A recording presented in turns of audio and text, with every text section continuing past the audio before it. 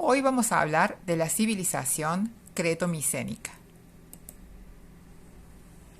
En torno al mar Egeo, en las islas Cícladas, a partir del cuarto milenio antes de Cristo, en paralelo a la cultura egipcia y mesopotámica, se va conformando una gran civilización basada en el poder marítimo, llamado creto-micénica, porque sus centros más importantes fueron las ciudades de Creta y de Micenas. Se inicia como civilización propiamente dicha hacia el 2700 a.C.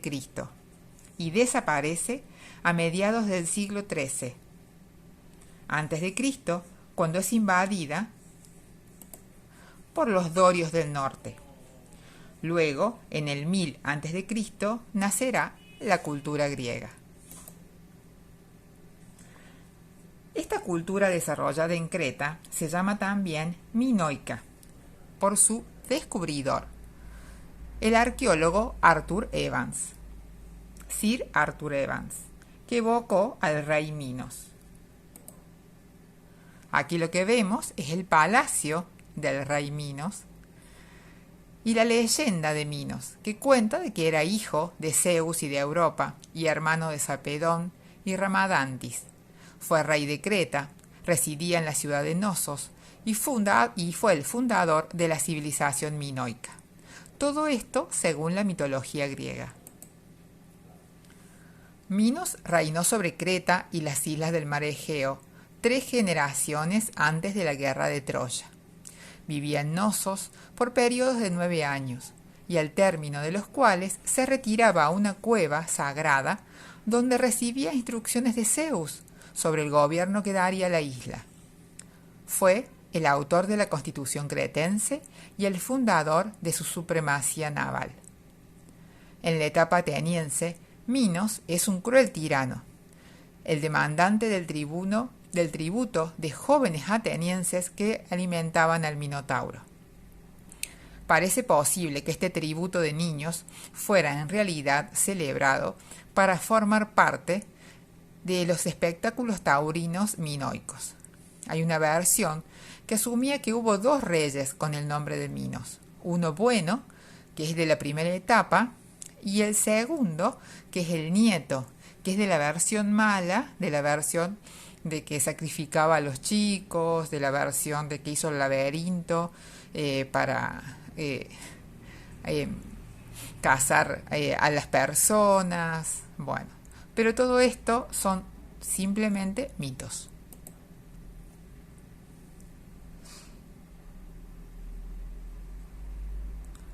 Creta convivió un gran esplendor debido a su talosocracia.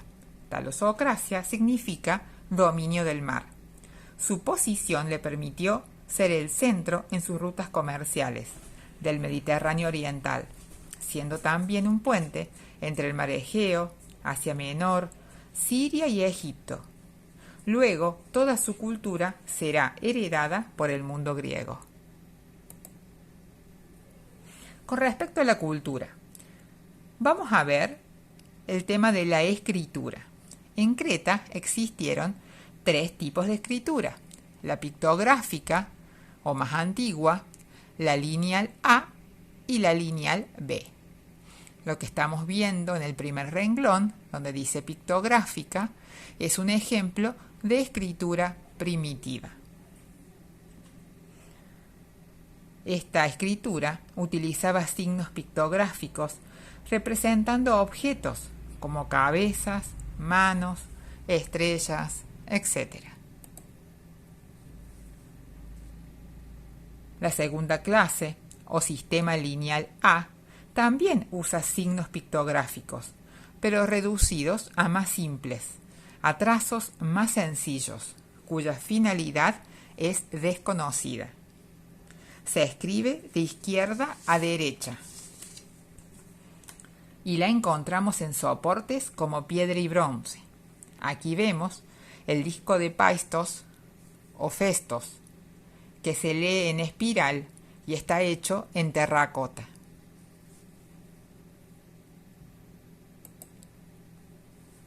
El tercer tipo es el llamado lineal B, es menos elaborado que el A, por lo que se supone que el A y el B derivan ambos de la escritura más antigua u de otro tipo de escritura desaparecida muy semejante a la jeroglífica. Esta escritura de la lineal B aparece en materiales como el cuero, la madera y el papiro. Con respecto a la arquitectura, se encontraron restos de grandes centros administrativos, grandes palacios, residencias, villas y aldeas. El palacio era el ícono del poder, ya que cumplía funciones militares, religiosas y económicas.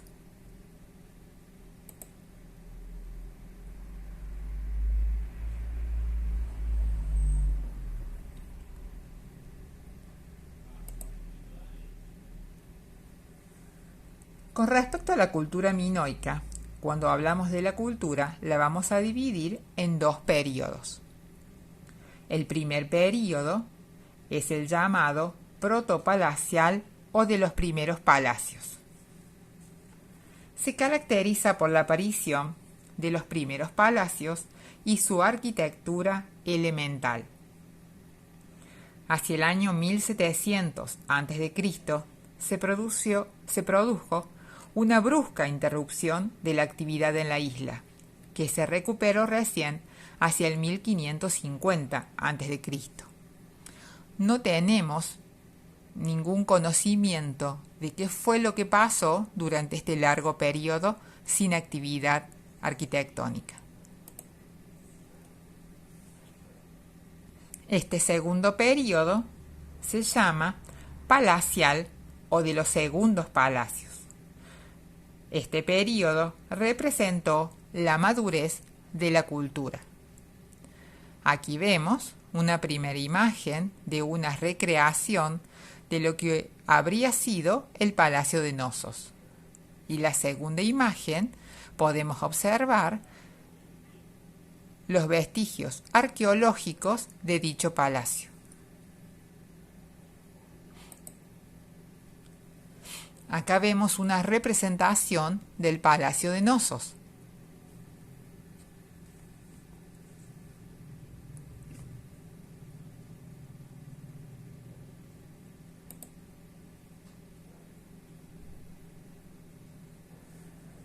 El arte minoico de los palacios se caracterizó por la espontaneidad, la expresividad y el dinamismo. Los palacios se situaban en lo alto de la colina, orientados siempre de norte a sur.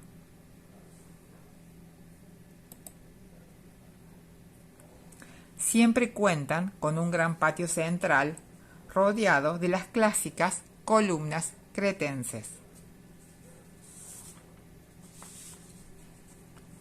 La función del patio era religioso y civil, ya que allí se celebraban torneos, ceremonias religiosas y también torneos deportivos donde los muchachos se enfrentaban a un toro y hacían acrobacias sobre él. Adentro de los palacios se encontraban dependencias oficiales para ceremonias religiosas y administrativas, lugar para la vida de los príncipes y de los sacerdotes, almacenes y talleres. Los palacios tenían 2 o 3 plantas que se comunicaban con una escalera que era el foco de luz y de ventilación. Los muros eran de mampostería reforzados con madera.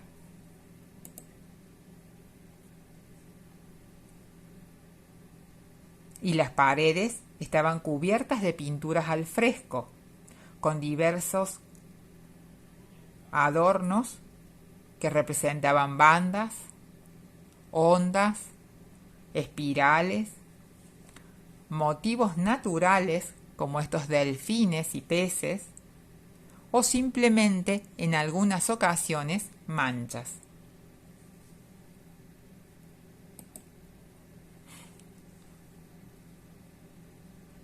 En el exterior no eran grandes fachadas, sino que mostraban entrantes y salientes, y adentro eran grandes laberintos. Esta cultura no invoca al mundo de la razón, sino al de los sentidos.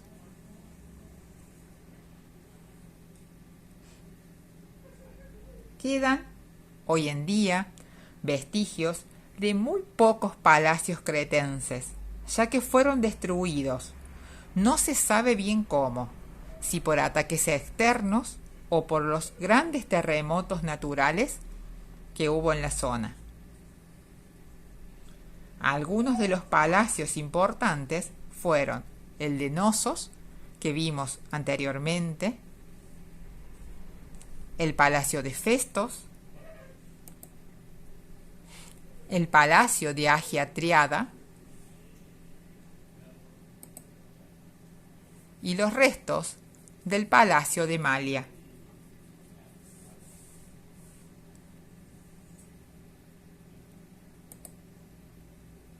El Palacio de Knossos fue el mayor y el más rico de la isla. Otras construcciones fueron las conocidas villas nobiliarias, con sus casas y aldeas. Al principio eran chozas hechas de madera. Luego se hicieron de barro y ladrillos secados al sol, sin cimientos de piedras. Finalmente se convirtieron en palacios en miniatura, pero sin patio central.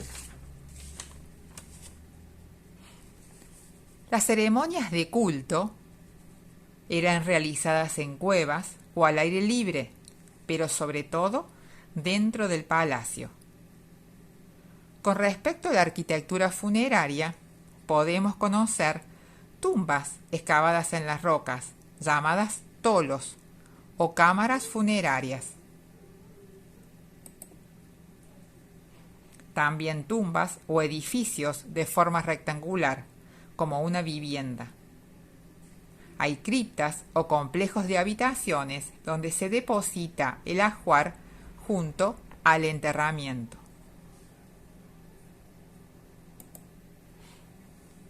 Otro de los hogares de la civilización prehelénica fue Troya.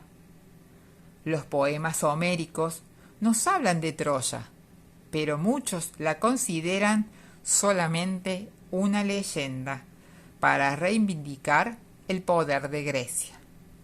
Acá en la imagen podemos observar la ubicación de Troya y vestigios arqueológicos de la zona.